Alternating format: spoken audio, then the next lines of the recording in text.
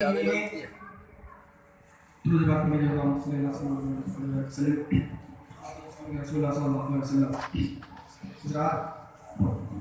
کا بہت شکر احسان ہمارا ایک بہت ہی مبارک محفل میں حاضر ہے.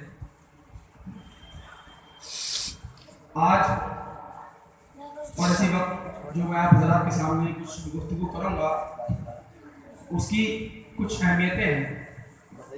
اہمیتیں اس کی اس لیے ہیں کہ آج ہم دیکھ رہے ہیں کہ ایک چھوٹی سی بستی ہو یا شہر ہو یا قصبہ ہو یا پورا ملک ہو، ہر جگہ ایک نئے فرقے اور نئے مذہب کے ماننے والے لوگ سامنے آتے ہیں. کوئی اپنے آپ کو اہل حدیث کہتا ہے تو کوئی کہتا ہے کہ میں اہل قرآن ہوں، کوئی اپنے آپ کو شیعہ کہتا ہے تو کوئی کہتا ہے میں خارجی ہوں. تو حضرات حضور صلی اللہ علیہ وسلم کی وہ حدیث آج صادق آ رہی ہے. آقا نے فرمایا تھا کہ آگے کے زمانے میں ایمان بچانا اتنا مشکل ہوگا کہ جس طرح ہاتھ پر انگارہ رکھنا. تو آج ہم دیکھ رہے ہیں کہ بہکانے والے چاروں طرف موجود ہیں. آپ جدھر چلے جائیے ایک نئے گمراہ آپ کو نظر آ جائے گا. تو یہ وقت ہے اپنی اصلاح کرنے کا اور اپنے دلائل مضبوط کرنے کا.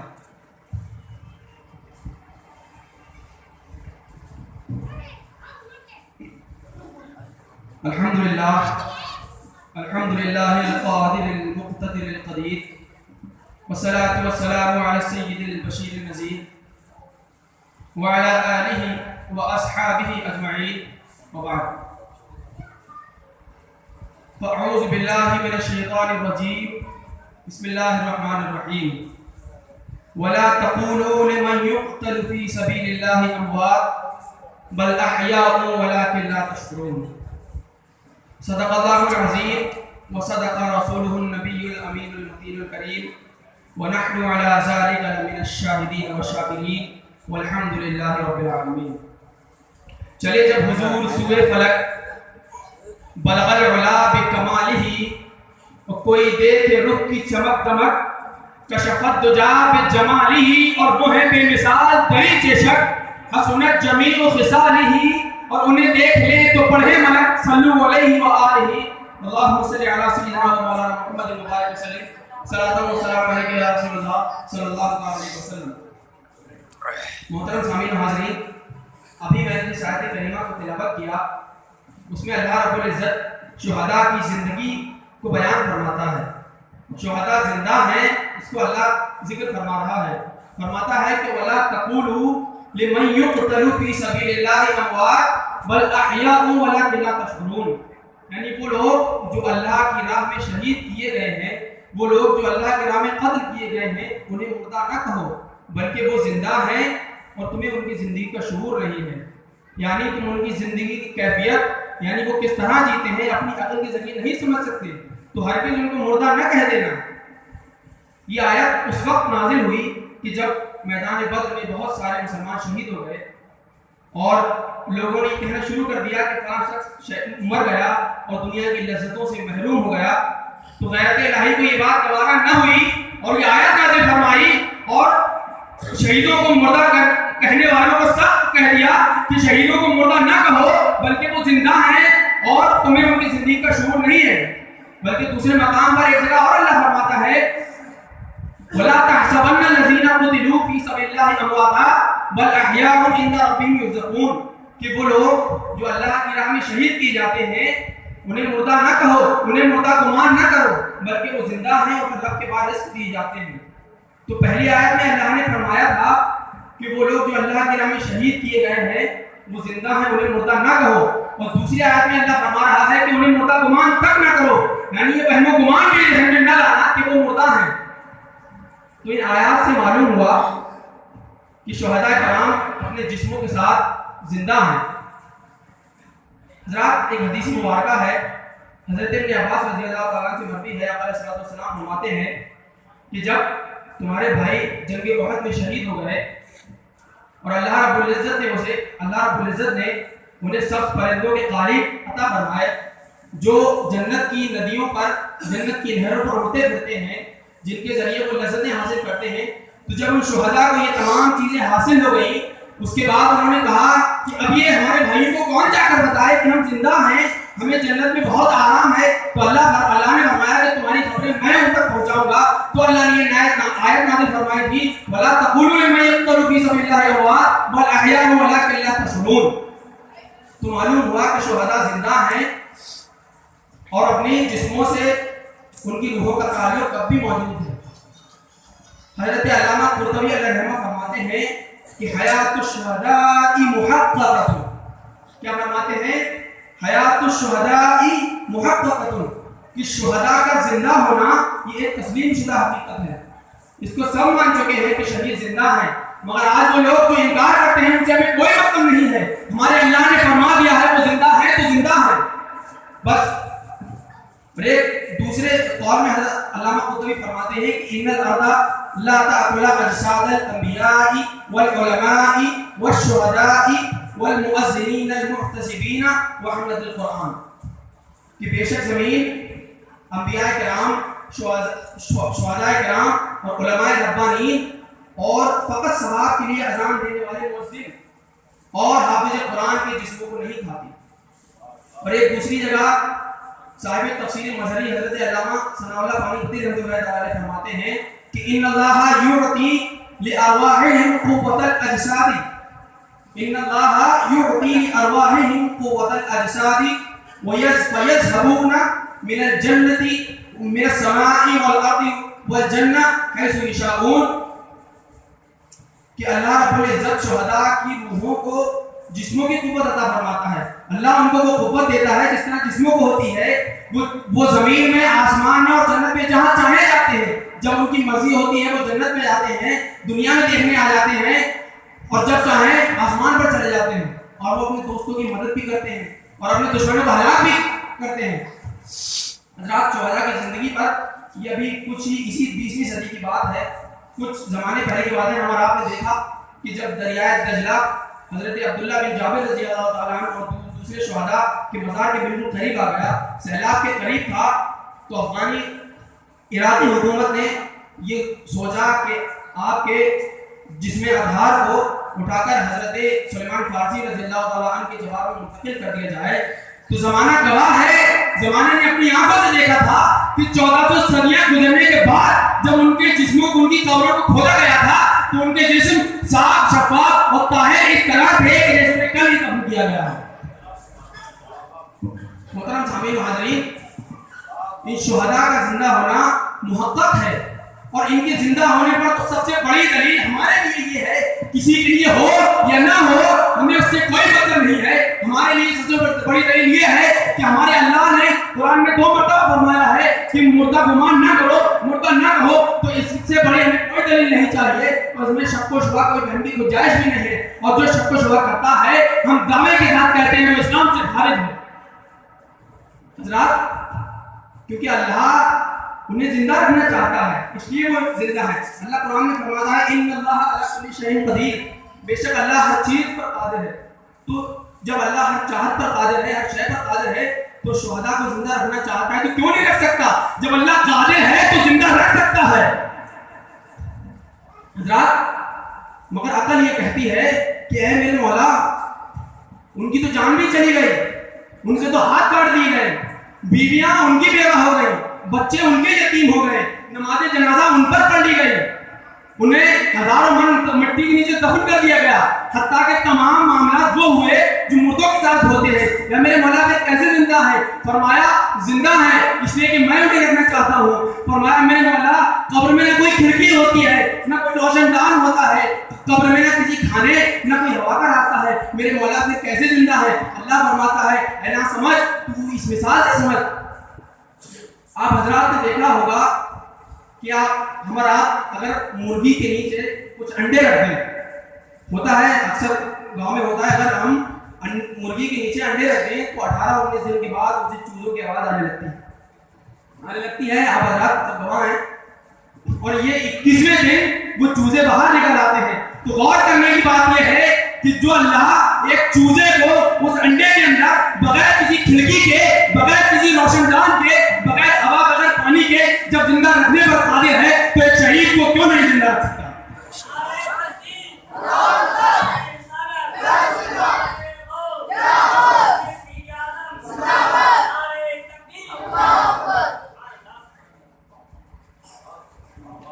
تو اب یہ بات ہمارا بہت اچھی طرح سے جان گئے کہ شہید زندہ ہیں کہ نہیں زندہ؟ زندہ. تو آئیے ہم یہ لفظ شہید آخر ہے کیا؟ لفظ شہید پر تھوڑی بحث کر لی جائے، اس سے آپ کو بہت مزہ آئے گا. لفظ شہید دراصل یہ اس میں فاعل کا صیغہ ہے، موجود ہے، ذمہ داری سے عرض کر رہا ہوں کہ یہ لفظ شہید ایک عربی کا جملہ ہے اور یہ اس میں فاعل ہے باب سمعنا یسمعو سے. تو اس کے مختلف معنی ہیں جو اللہ نے قرآن میں مختلف مقامات پر بیان فرمائے ہیں.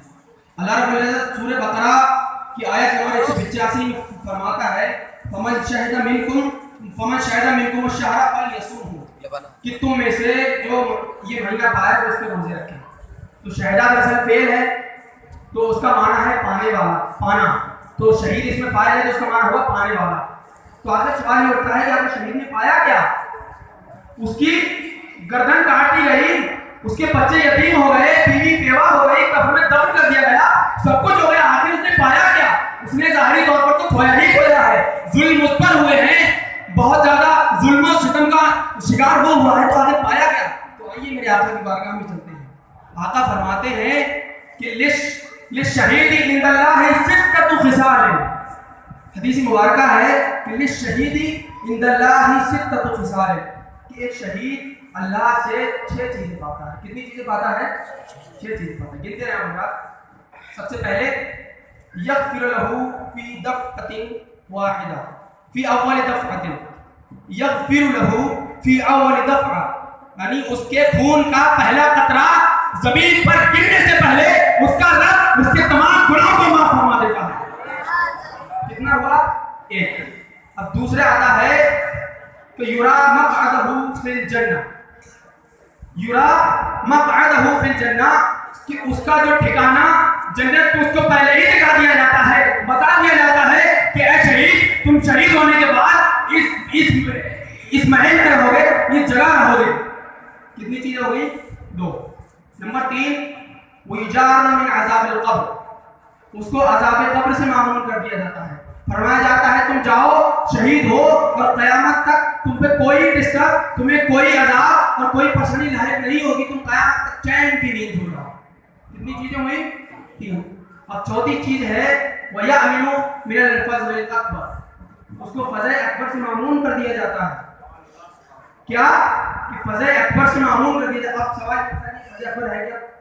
فزع اکبر اللہ رب العزت سورہ انبیاء کی سورت نمبر 103 میں فرماتا ہے، آیت نمبر 103 میں لا يحزنهم الفزع الاکبر وتتلقاهم الملائکۃ ھذا یومکم الذی کنتم توعدون، کہ فزع اکبر نہ ان کو رنجیدہ کرے گی اور فرشتے ان سے ملاقات کریں گے اور انہیں بتائیں گے کہ یہی وہ دن ہے جن کا تم سے وعدہ کیا گیا تھا.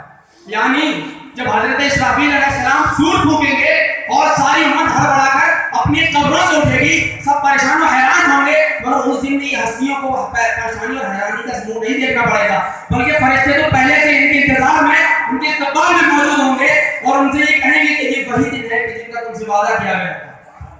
کتنی چیزیں ہوئی؟ کتنی چیزیں ہوئی؟ 4 چیزیں. ماشاءاللہ غور سے سنو. پانچویں چیز ہے وَيُوضَعُ عَلَى رَأْسِهِ تاج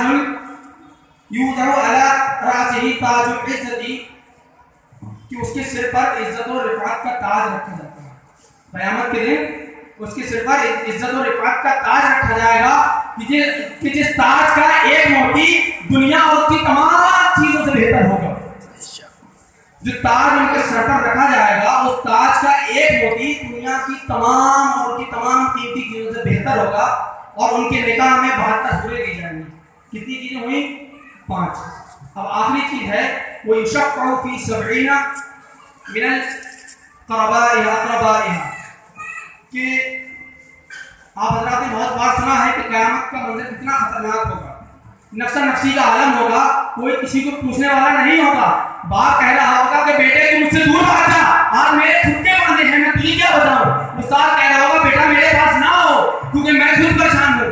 اس وقت اس شہید کو یہ عزت دی جائے گی کہ وہ اپنے محبت کرنے والوں میں سے، اپنے چاہنے والوں میں سے 70 لوگوں کی شفاعت کرے. تو حضرات کتنا بڑا مرتبہ اللہ نے اس کو دیا ہے، جو ہم نے ابھی سن لیا کہ 6 چیزیں عطا کی جاتی ہیں عذاب قبر سے محفوظ کیا جاتا ہے، فضل اکبر سے محفوظ کیا جاتا ہے، جنت میں اس کا ٹھکانہ دکھایا جاتا ہے، اس کے گناہ معاف کر دیے جاتے ہیں. یہ ایک معنی ہے. اب آئیے ایک اور مشہور معنی کی طرف چلتے ہیں. شہید کا ایک اور مشہور معنی ہے گواہی دینے والا. اللہ سورہ بقرہ میں ارشاد فرماتا ہے فَيَكُونُ الرَّسُولُ عَلَيْكُمْ شَهِيدًا، کہ بے شک رسول تم پر گواہ ہوں گے. تو اس آیت کی تلاوت کر کے یہ معلوم ہوا کہ شہید کا ایک معنی گواہی دینا بھی ہے. تو حضرات گواہی تو مؤذن بھی دیتا ہے، گواہی تو امام بھی دیتا ہے، گواہی تو نمازی بھی دیتا ہے، اور گواہی تو خطیب بھی دیتا ہے، گواہی تو امام بھی دیتا ہے. مگر یہ سب گواہیاں آسان ہیں. مسجد میں کھڑے ہو کر گواہی دینا بہت آسان ہے، اور مصلی پر کھڑے ہو کر گواہی دینا آسان ہے، محراب میں گواہی دینا آسان ہے. مگر تلواروں کی جھنکار میں، تیروں کی بوچھار میں، نیزوں کے حملوں میں، برچھوں کی بوچھار میں گواہی دینا بہت مشکل ہے. اور یہ گواہی صرف اور صرف شہید دیتا ہے. اسی لیے کسی شاعر نے کہا تھا کہ نہ مسجد میں، نہ بیت اللہ کی دیواروں کے سائے میں، نہ مسجد میں، نہ بیت اللہ کی دیواروں کے سائے میں نماز عشق ادا ہوتی ہے تلواروں کے سائے میں. شہید گواہی دیتا ہے اپنے بازو کو کٹوا کر، شہید گواہی دیتا ہے اپنی گردن کو کٹوا کر، شہید گواہی دیتا ہے اپنی جوانی کو لٹا کر، اور شہید گواہی دیتا ہے جسموں پر وار کھا کر. حضرات گواہی حضرت محمد نے دی میدان بدر میں اپنا بازو کٹا کر، گواہی حضرت معاذ نے دی میدان بدر میں اپنی گردن کٹا کر، گواہی حضرت جعفر نے دی میدان احد میں اپنے جسم کا ہر عضو کٹوا کر، اور گواہی اہل بیت نے دی میدان کربلا میں خون کی نہریں بہا کر، اور گواہی میں حسین نے دی کوفے کی گلیوں میں نیزے پر اپنا سر چڑھا کر. رات اسی ضمن میں شاعر کہتا ہے کہ اللہم صلی اللہ علیہ وسلم کہ سجدے میں سر گلے پہ جھلی 3 دن کی پیاس، سجدے میں سر گلے پہ جھلی 3 دن کی پیاس، ایسی نماز پھر ہوئی کربلا کے بعد. اے ایئر کنڈیشنر مسجدوں میں ٹھنڈے پانی سے وضو کر کے نماز پڑھنے والے نمازیوں، قرات کرنے والے قاریوں، ذرا دیکھو کہ کربلا کا تپتا ہوا ریزگار ہے، خیمے جلنے کی کگار پر ہے. امام علی مقام اللہ کی بارگاہ میں سجدہ ریز ہے، ادھر بھی تیر ہے، ادھر بھی تیر ہے، آگے بھی تیر ہے، پیچھے بھی تیر ہے، حتیٰ کہ چاروں طرف تیر ہے، اور امام علی مقام اللہ کی بارگاہ میں ہے. تو اسے کیوں نہ تسلیم کیا جائے کہ اس نوازے پر محمد مصطفیٰ کو ناز ہے، اس نوازے پر محمد مصطفیٰ کو ناز ہے، اس کی ہمت پر علی شیر خدا کو ناز ہے. اور سجدہ تو سب نے کیا، اس کا الگ انداز ہے.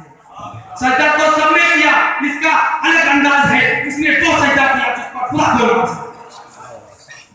سامعین و حاضرین، میں خیالات کی دنیا میں اپنے آقا حسین کی بارگاہ میں حاضری دی اور فرمایا میرے آقا کہ 20 تلوار کے زخم ہیں، انگنت تیر لگے ہوئے ہیں، بہت سارے بھالے لگے ہوئے ہیں، کیا تکلیف نہیں ہوئی؟ فرمایا نادان سورہ یوسف پڑھ کے دے.